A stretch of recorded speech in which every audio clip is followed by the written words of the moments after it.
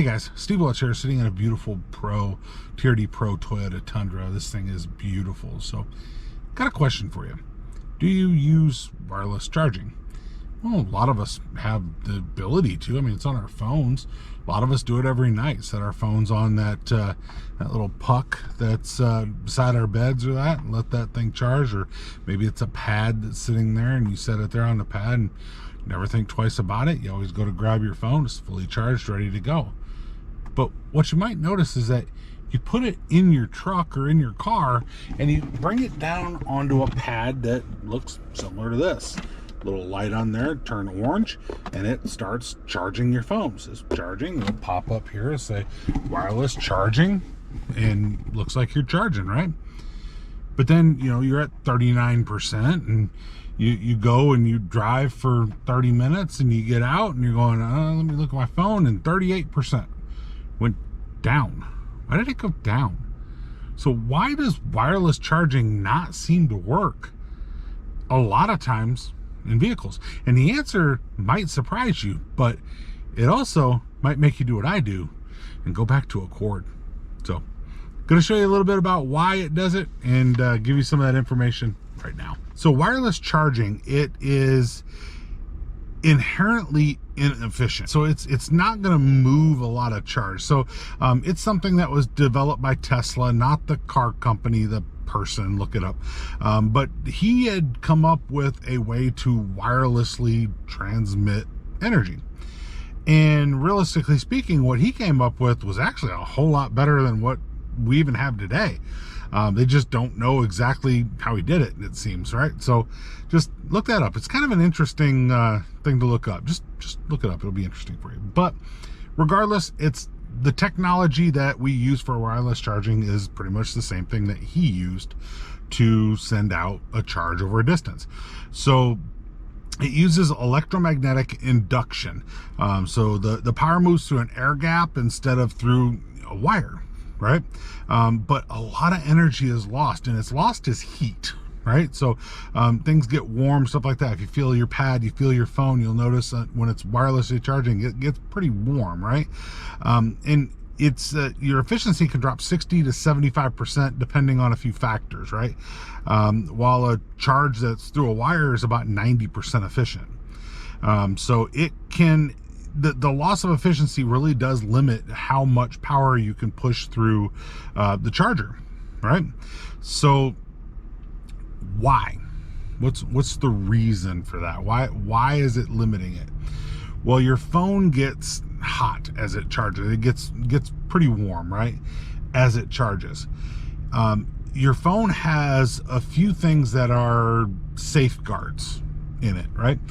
Your phone is designed to not let itself overheat. I mean, it'll shut off before it lets itself overheat. It's a safety mechanism. If you've ever, had it shut off because it got hot, you'll know that it's a safety mechanism. Well, that wireless charging, when it produces that heat, it produces heat within the phone and heat within the pad, and it's going to make it to where your phone starts to throttle the charge. So it starts to actually slow the charge to prevent overheating. If it's really hot outside, or if you already started, you were outside, it was 100 degrees, and you come down and you set it on that wireless charger, it's gonna be an issue because the phone's already hot.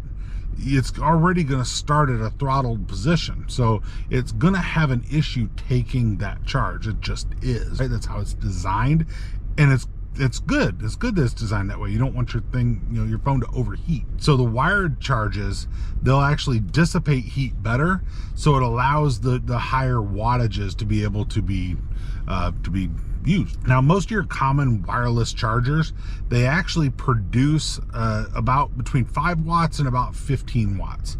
And it does say that some can go up to between about 30 and 50 with proprietary systems. So what does that mean? Who knows, right? There's some out there that can push it more, but you're still throttled by all the stuff I already told you about. But a modern wired charger can do between 40 watts and 100 watts, right? So the difference is pretty big on what will charge your phone faster, realistically any electronic that is on that wireless charger. So when both are fast charge capable, wired will win because it supports a higher sustained wattage. Just once again, just does. So something else that comes into play, if you kind of look, you got a little, like on this Tundra, you got this little thing here. It's meant to try to keep you in the area. You got a little cradle down here and that. Some are just on flat spots. You have some that'll be in a spot up here. I know some of the GMCs, they have a spot up here where you tend to put it. If you bump it, right? If you hit a bump, if you are driving down the road and the thing moves, it may need to try to reconnect to the wireless charging. So if you're driving, it might have been disconnected for 20 of the 30 minutes that you just drove, and that's why you didn't actually get a charge, because it wasn't properly lined up. You never noticed it. Now, I do know on Toyotas, you'll actually get a message on the top of your screen that'll say wireless charging disconnected. So it will tell you that it disconnected, but you also would have to notice that. And there's a lot of people that actually watch the road while they drive, you know, just saying, right? So if you're not actually paying attention to the radio, or you might not have, you know, noticed that one little message that popped up on the top, something like that, you might not notice that it actually isn't charging. So that does happen, where they'll kind of get a little bit misaligned, and if it's not lined up right, and it's not going to charge. Now, I do know some things like the Prius, and there's a couple other vehicles, they actually have like a little spot, they call it like a little cubby. It's about like this wide, and your phone actually sets sideways in it. The ones where they set that way, they're pretty snug in there.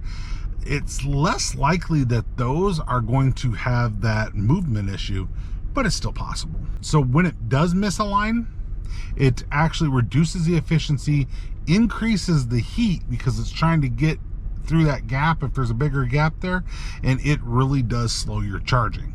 So some chargers compensate for that, of course, but it's still not going to be as efficient as having it plugged in. The next part is for battery protection. So the manufacturers will design the wireless system to charge slower on purpose, right? So it produces less stress on the battery. It prolongs your battery life, of course. And since the heat is already higher with the wireless, slowing it down is going to be a better thing for the vehicle. Something else that you're probably not considering while you're in your vehicle, most of us are connecting to Android Auto, Apple CarPlay, something like that. Well, part of what you're doing, so you might be wireless charging and never have it disconnect and never have it do anything like that.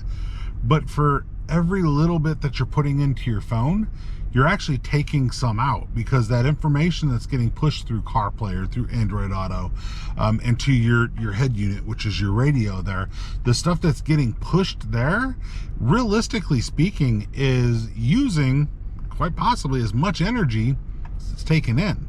So that being said, could you get a little bit better of a charge by shutting off CarPlay or shutting off Android Auto? Sure. But that kind of defeats the purpose of all this fancy electronics we put in these cars now, right? So if you are looking at whether or not wireless charging, and I've had some people that will they're looking to buy a car and they go, I have to have wireless charging. I have to, right? I don't want to plug it in. I have to have wireless charging. Okay, that's fine. And I'll ask them why. Well, I don't want to plug it in. Why? Because I don't like a cord. Okay, that's fine. Do you realize that it's going to charge your phone slower, and likely by the time you get wherever you're going, you might not have gained a charge? Is that something that's important to you if you're trying to charge your phone, that you gain a charge? And you feel, well, yeah, then you might want to plug it in. I plug my phone in. I'm not lying. I've got cords in my, you can ask my wife. I got cords in my truck that I plug in. I have the wireless charger. I only use that if I have a problem with my cord. That's it. And realistically, I know I'm probably just maintaining the battery. I'm not probably taking a charge because I'm using my Android Auto. I just am, right?